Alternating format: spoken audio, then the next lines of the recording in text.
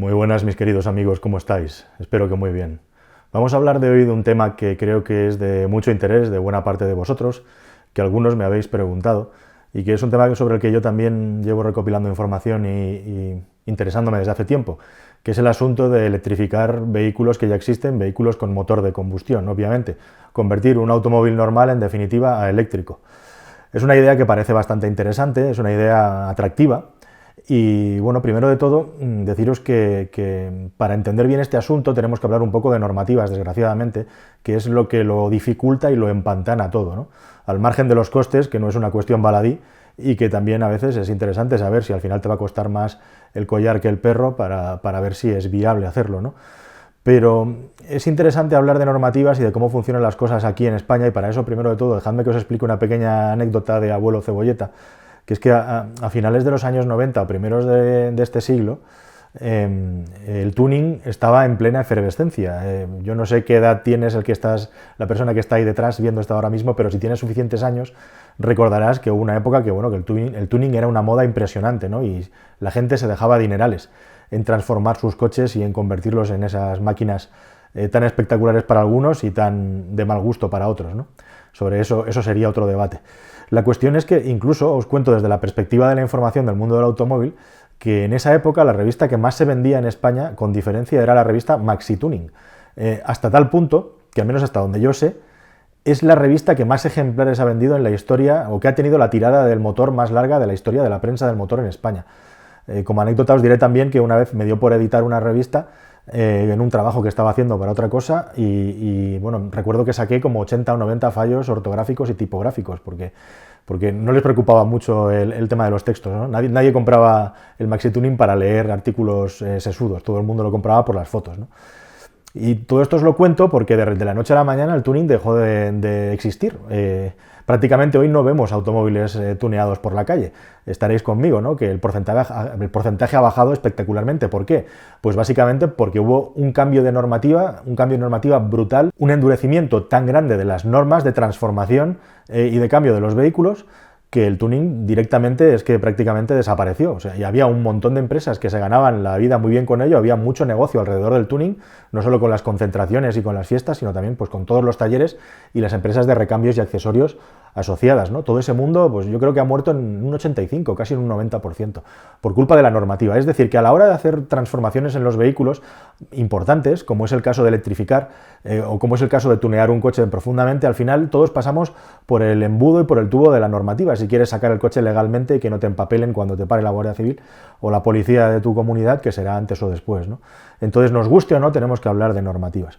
Pero al margen de eso, evidentemente, hoy en día en España tenemos que decir que tenemos una de las normativas, yo creo que más restrictivas del mundo a la hora de transformar un vehículo. Es que cosas tan absurdas como variar unos milímetros la altura o poner unos discos de freno con un poquito más de diámetro tienen que tener su informe técnico y, bueno, pues estás siempre a expensas de lo que acabe decidiendo un ingeniero que hay en la ITV o el laberinto burocrático de la normativa. Y esto contrasta y choca espectacularmente con la filosofía de otros países, sobre todo de los países anglosajones, ¿verdad? Porque es que en los países anglosajones, sobre todo hablo de Inglaterra y Estados Unidos, es justamente lo contrario. O sea, allí prácticamente una cosa que tenga volante, que tenga ruedas, que gire, que frene, que tenga frenos y que pueda asegurarte a alguien, lo puedes homologar sin mucho problema o sin mucha dificultad burocrática. Es una mentalidad absolutamente contrapuesta, ¿no? Aquí somos extremadamente intervencionistas y restrictivos y allí es todo lo contrario. Entonces, electrificar un coche parte de esta dificultad que es muy importante, como si no hay ya dificultades técnicas añadidas, como os voy a contar a continuación. Hecha esta salvedad y centrado el asunto, evidentemente pensar, y hago esta entrada porque pensar en electrificar un coche a mí me parece una idea interesante, ¿no? Digamos que ya hay empresas en el mundo que se dedican a esto, sobre todo en estos países en los que incluso se venden kits para electrificar automóviles, y este mundillo pues tiene dos vertientes: una, la de electrificar coches clásicos, coches antiguos, y la de electrificar utilitarios y automóviles modernos. Sea una idea o la otra, es atractiva. Por lo que se refiere a los coches clásicos, que en ocasiones son coches muy caros, pues puede ser muy interesante que un vehículo que tiene su mecánica perdida, destrozada, o que ya no hay piezas y que te costaría un dineral hacer las piezas a medida para restaurar el vehículo, pues electrificarlo puede ser una vía interesante de darle una segunda vida a un clásico, ¿no? Es muy atractivo poder electrificar un clásico. Aunque aquí también nos topamos con el hecho de que por ser un vehículo considerado como histórico, en la normativa te podrían decir que justamente si te lo dejan matricular es para que conserve sus cualidades originales. En fin, por otro lado, imaginad la posibilidad de electrificar utilitarios o automóviles de calle, que es a lo que voy para centrar esta entrada. Automóviles que además serían como, entre comillas, retirar de la circulación los vehículos más contaminantes para convertirlos en vehículos de cero emisiones por el lugar por el que circulan, ¿no? Lo cual sería una cosa muy interesante. O simplemente el coche de tus sueños, o que te gustaría tener por muy poco dinero, puedes conseguirlo y electrificarlo. Desde mi punto de vista, electrificar vehículos corrientes, comunes, es interesante desde el punto de vista de hacer un vehículo que sirva para tus necesidades personales de movilidad del día a día. Es decir, es casi imposible o no tiene sentido electrificar un coche para conseguir 300, 400, 500 kilómetros de autonomía, te va a costar un dineral. Pero a lo mejor para tener 40, 60, 80 kilómetros de autonomía sí puede ser interesante, ¿no? Aunque también te digo que existen también alternativas como pueden ser los vehículos de alquiler por horas o como pueden ser los scooters y las motocicletas eléctricas, que cumplen también con esa función. Pero bueno, sigamos con la idea de electrificar un vehículo o un utilitario. Como digo, está esta limitación porque además, independientemente de que la normativa sea más o menos, digamos, proclive a permitirte hacer esto, tú lo que no puedes hacer es transformar extremadamente las propiedades físicas de un vehículo, y me explico. Tú no puedes sobrecargar de repente un eje del vehículo con un peso que antes no tenía, o viceversa. O sea, tú no puedes añadirle unas prestaciones excesivas ni tampoco quitárselas al vehículo porque eso redunda en una menor seguridad y por supuesto tampoco puedes exceder el peso máximo que ese vehículo puede soportar y sus componentes están diseñados para eso, o sea que partimos de una base bastante desfavorable. Si aún así seguimos, lo que te encuentras es que lógicamente la tecnología siempre va muy por delante de la normativa y en España, si pretendes electrificar un automóvil normal, pues es prácticamente una odisea. Existen empresas en nuestro país que ya han empezado, o colectivos o cooperativas, a intentarlo. Yo al menos conozco dos, una es Ecoche y otra es Elecran. Son empresas, compañías que lo que buscan es eso, proyectos de electrificación individuales, y han hecho una cosa muy inteligente y muy interesante. Están creando grupos de usuarios que se juntan para electrificar un modelo concreto. ¿Por qué? Porque los procesos de homologación o de modificación profunda, ese es un debate que ahora os cuento a continuación, son carísimos. Claro, aquí ocurre una cosa.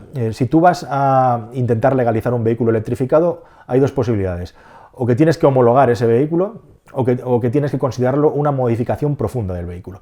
Y ahí comenzamos a tener el gran problema ante la administración porque ni siquiera la administración sabe cómo manejar el asunto, porque no existe casuística en la normativa de transformación de coches. Básicamente, al final, necesitas tres elementos para tener el vehículo legalizado, para poder circular y que pase en la ITV. Por un lado, necesitas un proyecto técnico, por otro lado, necesitas un certificado de conformidad de ese proyecto técnico y por último, necesitas un certificado de taller en el que efectivamente se confirme que lo que se decía en los anteriores certificados se ha llevado a la práctica de una manera correcta. El problema es que tú vas a la autoridad a intentar homologar el vehículo y si te vas por la vía de la homologación, tened en cuenta que para homologar un vehículo en España, pues si no viene certificado ya de otro país, tienes que hacer cosas como un crash test, un test de choque, pruebas muy duras que cuestan mucho dinero. O sea, estamos hablando que homologar un vehículo en un laboratorio autorizado, según el laboratorio, te puede costar entre 25 y 30.000 euros, además de tirar un coche a la basura porque te lo van a inutilizar, ¿no?